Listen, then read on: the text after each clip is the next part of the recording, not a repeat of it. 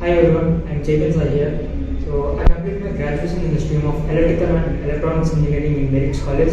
So I joined in Qspiders in the month of May as an incubation student. So before joining here, I don't know about anything about testing or development. After joining here, I got to know about what is testing and what is development. So here the faculties are very friendly, HRs are very friendly. So if you are good in subject, they will add you requirement and they provide you opportunities so that you can get placed soon. So here they provide me at most 14 requirements. In that many got scheduled. So I want to thank Qspiders and the Qspiders and V Spiders for providing requirements and placing me. So I placed in the company called as INTIME TECH with a package of 5.5. So here I want to thank Mamta ma'am and Jeevan sir for guiding me, for grooming me not only in technical but also how to build confidence, how to improve your communication skills. And for us, SQL and manual taught by Uma sir, and Java took by Anupam ma'am, Chidambaram sir, and Rahul sir,